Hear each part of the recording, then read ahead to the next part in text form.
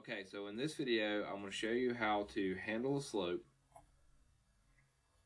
without code.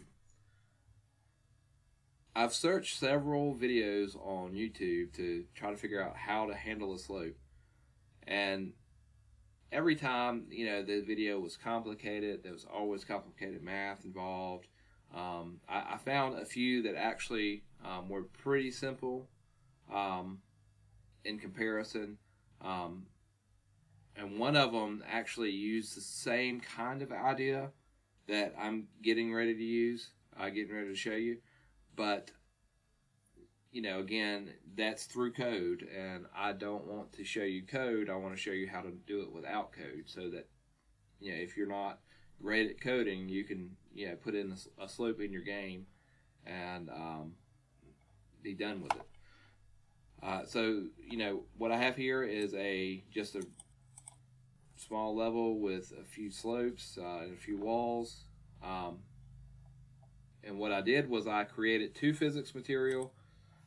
The non-friction has a friction of 0, and a full friction has a friction of 1.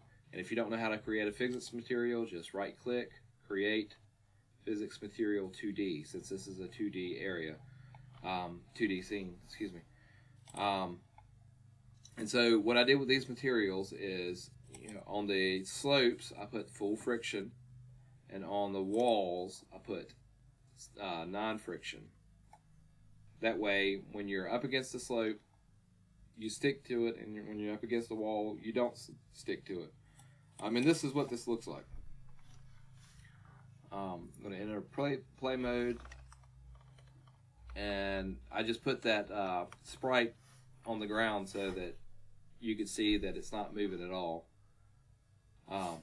when I let go of the input buttons. And you go up and you can go down. You go up slower than you go down. That it's not going to fix anything like that. To me, it just makes it feel more realistic when you have to actually push to go uphill a little bit.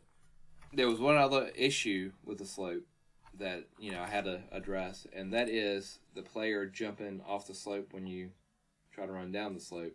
And the way that I fix that is just change the player gravity. So if I change it back to 1, it'll jump off when I change direction, or when I reach the top, it'll kind of jump off the ramp.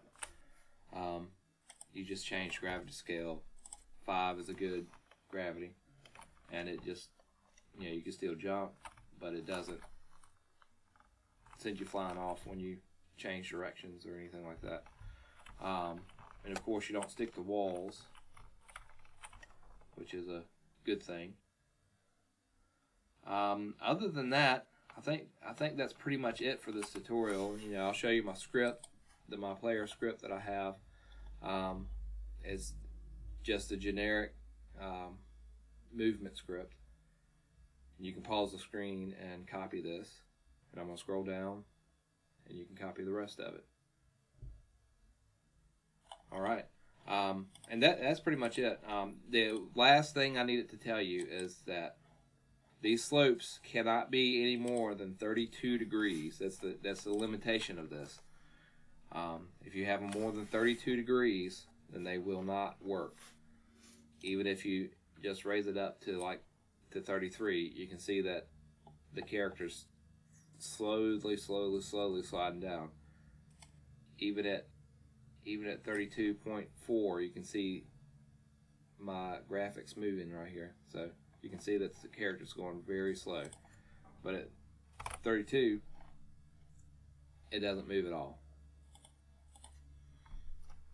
And that was just, I figured that out just by kind of playing with it. So, anyway, that's it. That's the end of this tutorial.